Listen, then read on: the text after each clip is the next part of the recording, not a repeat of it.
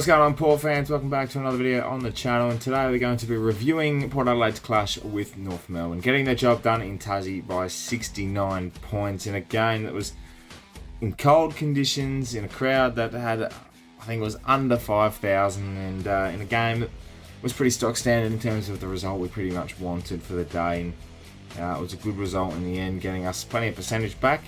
There was a couple of things to take away from it, but not too much. So let's get straight into it and preview round 9. I meant actually review in that intro, but it's good to get another win on the board. 4 and 5, sitting 10th on the ladder, and I've opened that door right up now for a finals push, and with St Kilda and Geelong battling it out, and Geelong going down, and then now they're only a game ahead, and we take them on next week. And then you look at the Gold Coast beating Fremantle.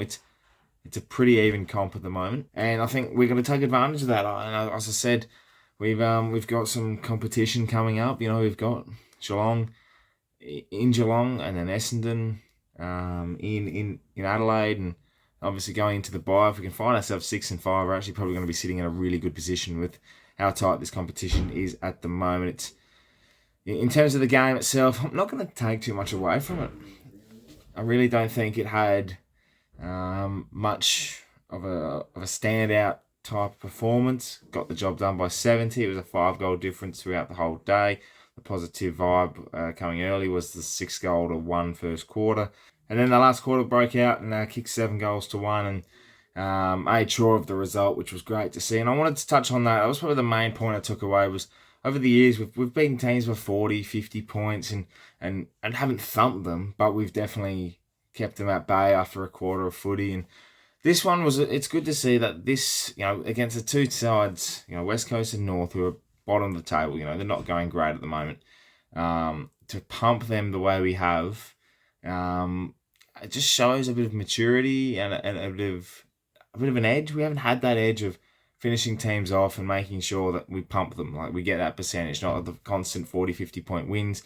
We've seen teams win by 80, 90, 100 points this year, and it's good to see that we're able to join that list and not just beat teams and get over the line and say, get the job done with getting the 4 points. I think it's a massive positive, and some fans and some people might disagree with that because, we're 4 and 5 and we're pumping the shit teams, but you've got to be doing that.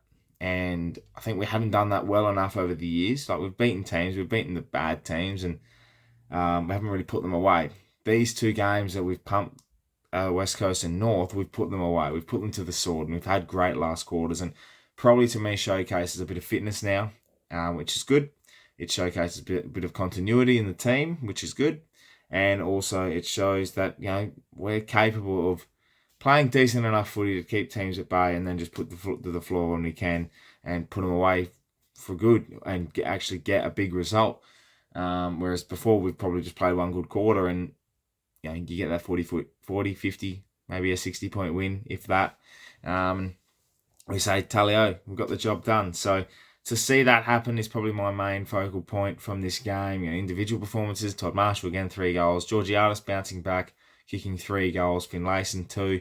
I thought Motlop was pretty good, 2 goals, 18 touches. Pau Pepper continues to be the most improved player on our list, along with Todd Marshall.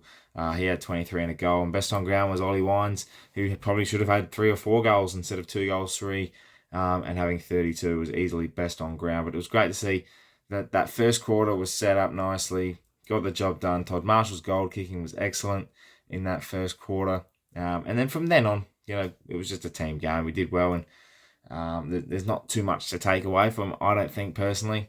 North Melbourne put up somewhat of a fight here and there. They had some good press, and it's always tough to get the conditions right in Tassie. I think a few set shots we'd like back, and Robbie Gray couldn't even make the distance on a couple of them. So in that type of performance, you take what you can get, you get the points, and you're happy days. The only problem I had with it, and it's just a personal problem, is Travis Boak having 11, 12 touches for the day. Like, for fantasy reasons, for reasons as, I think he was tagged. I'm not 100% sure, but he was definitely kept quiet throughout the day. He didn't look himself, and I'm not 100% sure what happened there. But hey, if Travis Boak's having one bad game like that, and everyone else is standing up and still winning by 69 points, you have had a good day. So I think overall that's what I've taken away from it. There's not too much that I've learnt, but I'd like to know what you guys have learnt over that game, and we can go from there. So let me know in the comments below your thoughts, Port fans. A bit of a shorter review today, so I do apologise for that, but in my personal opinion, I don't think there's a lot to talk about and dragging things out in a way where I'm going to keep repeating myself. We just keep getting the job done. 4 and 5, 2 big games coming up before the bye. I think with Geelong, they'll definitely be coming out to prove a point at their home ground. It's going to be a tough task going down there next week. But I back the boys in.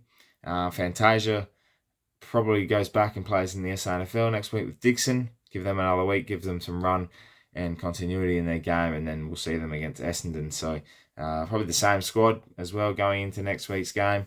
It's going to be an absolute beauty. Thank you for watching this review, Port fans. Let me know in the comments below your thoughts of the game and the games coming up. Make sure you subscribe to the channel if you're new for plenty more Port Adelaide and AFL content coming your way across the rest of the 2022 season. Nearly halfway, not long to go to the bye. I'm very much looking forward to seeing what we can do over the next couple of weeks. See you for the Geelong preview next week. My name is Anthony, and as always, count the pair.